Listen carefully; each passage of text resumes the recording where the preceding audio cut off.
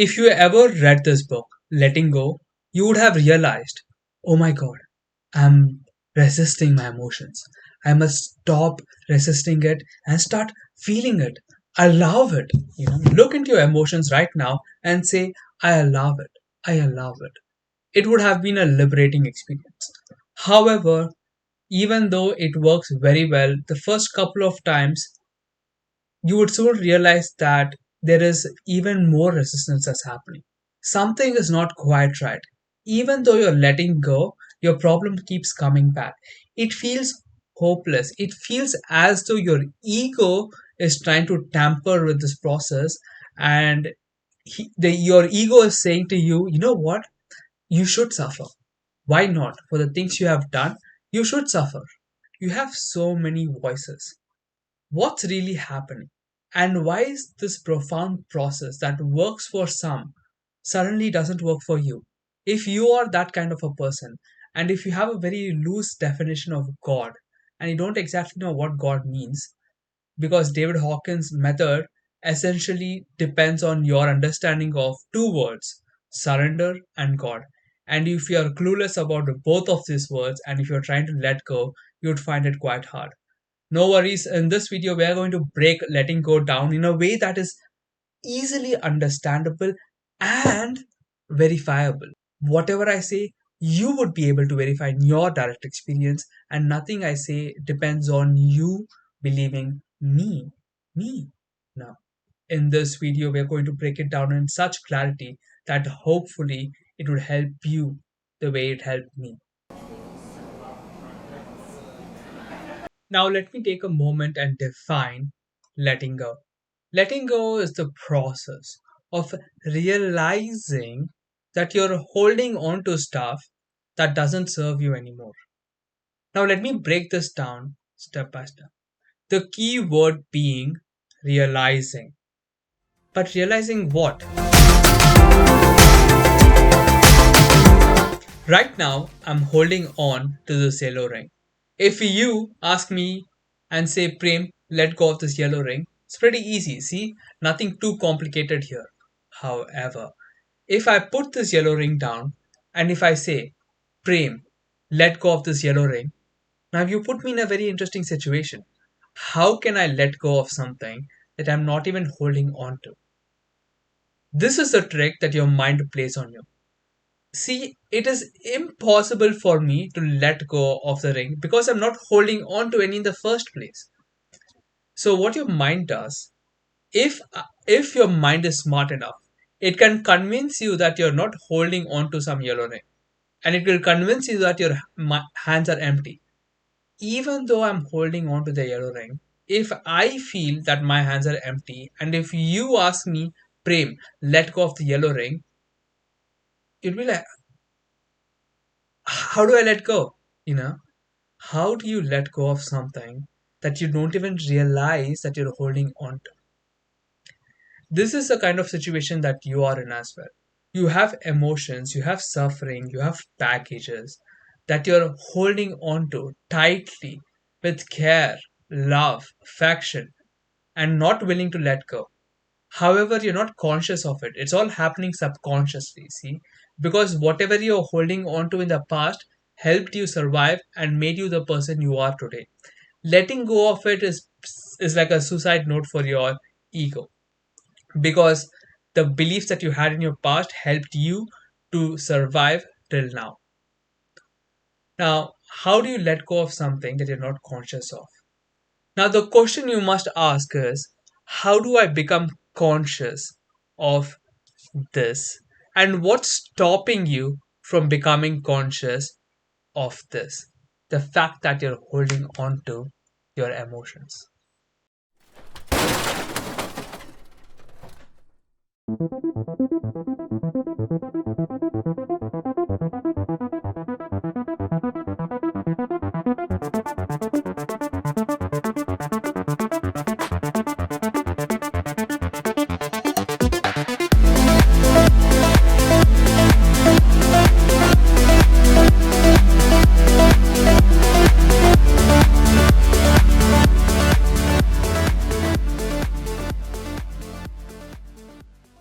Emotions indicate, they don't create. Let's say you have the best piano in the world. You're playing this piece. However, this one note doesn't sound quite right. Sounds kind of off. Well, you don't take the piano and throw it away, or you wonder what's wrong with the piano. You think, wait, what note was it that didn't sound in tune?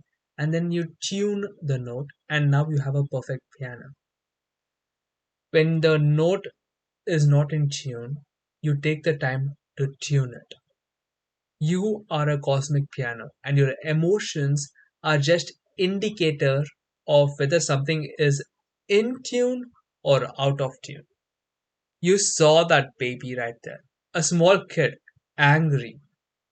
What that says to your mind, your heart, is that something is not right and I have to make this change right now. What anger does is that I have to move the external world so that it aligns with my internal belief system so that my chances of survival is good. If I don't do that, I'm going to die. That is the story. That's what anger indicates. Every emotion indicates either a beautiful harmony or like a like a very intense dissonance. But what if the sound is loud? So loud, in fact, that you're not even able to move, and all you can think is, damn, I need to run away from this piano. What then?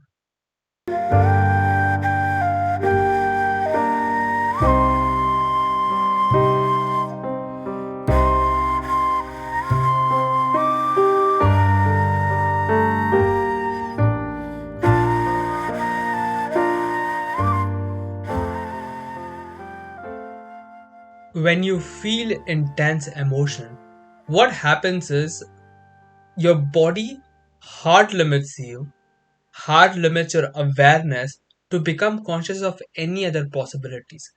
What intense emotion does, it kind of like narrows your vision such that you have very few options to choose and it is really obvious what which ones to choose. For example, either you run or you fight with your best effort. That's it. And what intense emotion does, it kind of like narrows your vision. That's what I mean. Even though you're holding onto the ring, because of that intense emotion, you are not able to see the fact that you're holding onto the ring because your emotion itself, for a certain moment, hard limits your body, and it's very hard to increase your consciousness, your awareness on your yellow ring. So, what you have to do is you have to relax. Relax your body, relax yourself. Now, there's a very specific way to do that. A very tried, tested, proven way that even I have used, and it has worked for me not once, twice, many times. So I'm telling this out of experience. I will demonstrate that in the end. However, there's another monster that you're fighting against.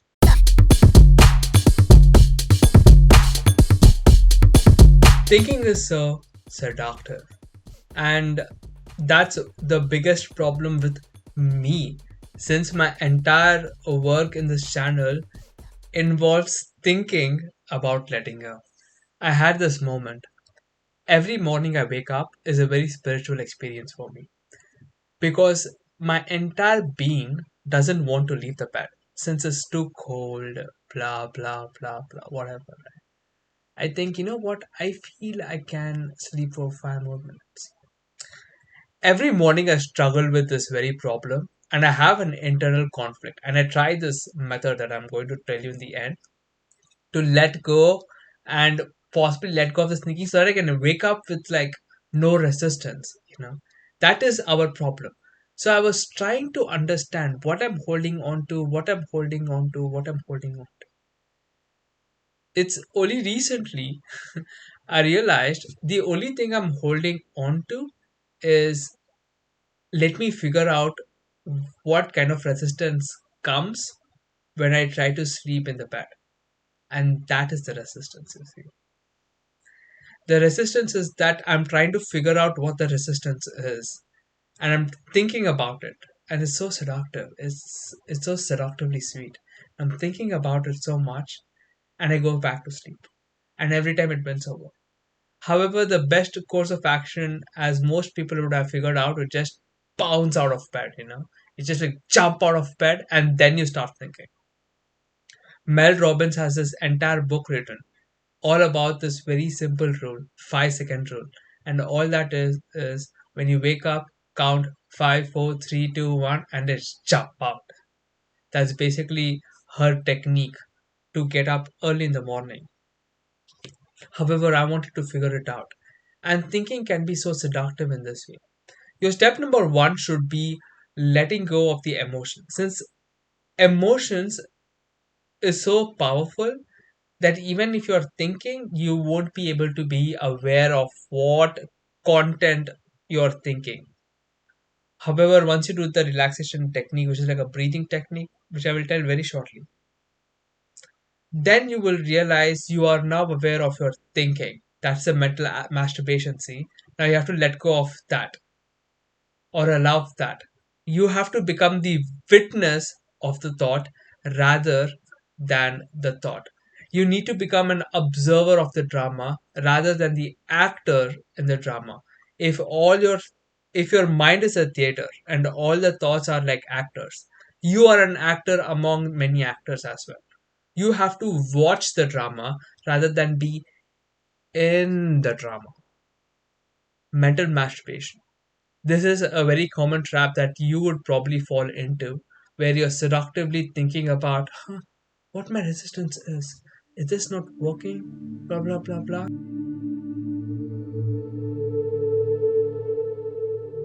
Finally, here's how you let go.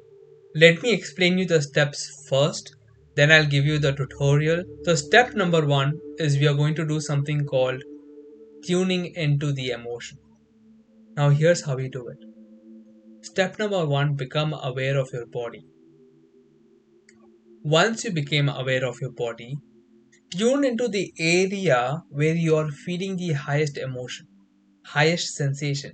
You'll literally feel a constriction, like that.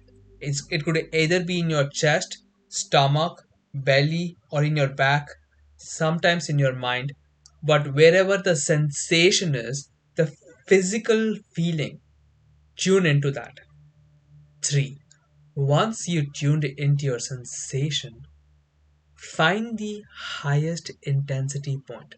Now, what do I mean by the highest intensity? There will be like a one spot, which will be like the eye of the storm. You know how if you see a tornado, the middle of the tornado is like the strongest and everything like spreads, right?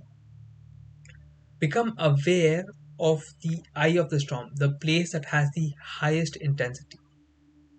After you became aware of the highest intensity, start noticing its physical qualities. What kind of sensation is it? Is it a pulsating sensation? Is it a radiating sensation? Or does it like do this? Or is it like this warm energy esque thingy? Whatever it may be, doesn't matter. It's a purely personal, subjective experience. Whatever label you feel appropriate, give it. There is no wrong answer. Once you label that emotion, we are going to tune into the eye of the storm and we are going to take a deep breath. Now, it's not just any deep breath, it's called an energetic breath, and the credit goes to Glenn Ackerman from energyawareness.training.com. So, this is how you actually do the breath. So, we're going to take a deep breath. So, what do I mean by deep breath? There's a very high probability that yeah, you are watching this video probably like this and like probably like breathing from the nose here, and only your chest is filling up and your belly is almost never moving. In fact, you probably try to like tuck in your belly so that you look more slim and fit. However, when you're breathing deeply, that's that's not how you breathe. You're breathing from your head, right? With deep breathing, what we do is we breathe from the bottom. Imagine your nose is in your belly. Not your belly exactly, in bottom of the spinal cord. That's what he calls the center point. Imagine your nose is the bottom at the spinal cord. Or breathe from your feet. Imagine your nose is near your feet and breathe from down there. When you breathe like that, your belly gets filled in first and then your chest. So when I'm breathing deeply, filling my belly first, then chest, filling my lungs up. So that's your inhale. So we are going to inhale for the count of 6, hold it for the count of 3, and exhale it for the count of 6. Now inhale, hold, exhale. That's the basic step. So what you're doing, you're finding the emotion, you're tuning into the emotion, tuning into the physical qualities of the emotion. Once you tune into the emotion, be aware of the highest intensity point, and we're going to take an energetic breath. So that's how it's gonna go. Now this is how it's gonna go. Let's say I'm feeling a sensation near my throat. I tune into the sensation. I'm finding the highest intensity point in the throat. I do like find one point that seems to be like moving, slowly up or down, something like that. So my sensation is like moving slowly. So what we are going to do is you're going to take an energetic breath. Tune into that sensation. Feel it. Imagine your nose is in the center point, down, and take a deep breath. 1, 2, 3, 4, 5, 6. Fill up your lungs with air. Hold it for the count of 3. 1, 2, 3, and exhale.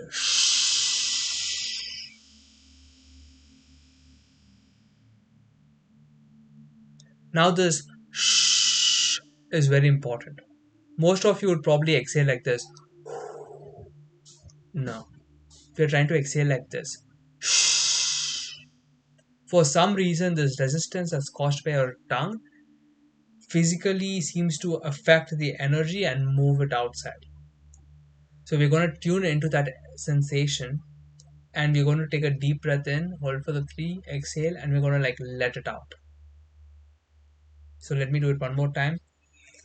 I have a bad sensation, I'm tuning into it, feeling it, and feel it deeper and inhale. 1, 2, 3, 4, 5, 6.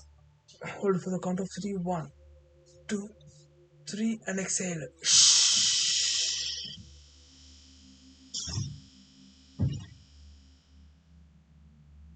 6.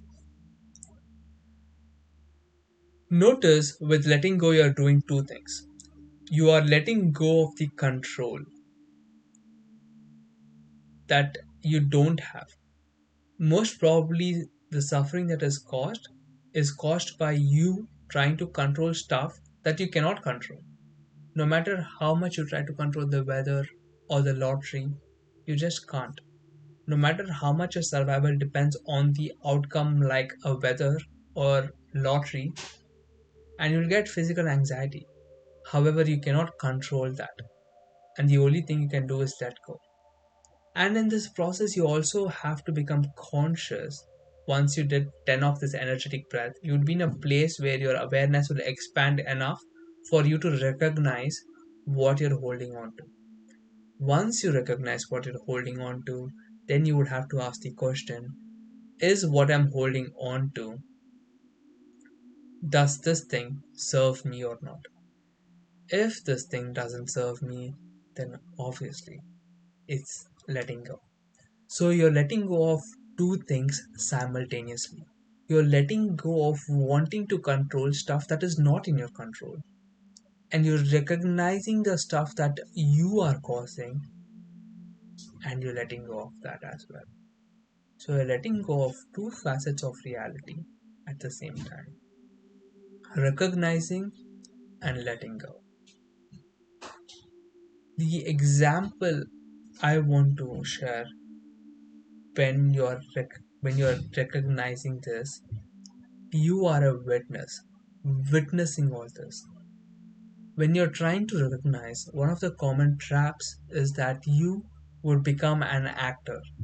Let's imagine your mind is a drama, a play, a Shakespearean play. All your thoughts are different actors, and you are the Romeo. Your goal is not to be in the drama, but rather an observer observing the drama. Your job is not to be in the play, but rather be a witness witnessing the play. And in this witnessing process, you will realize that, oh my god, I'm so stuck on figuring this out. You know, does this serve me to wake up in the morning? No, you just let go. I hope this helps. The step number one is you relax your body from physical, emotional sensation because it hard limits your body to become conscious. Once you let go, you let go of anything that's not in your control. Ask, is this in my control? The sensation that I'm feeling right now, is it in my control? Even if I want to, can I change it? No. Let go. Welcome the emotion.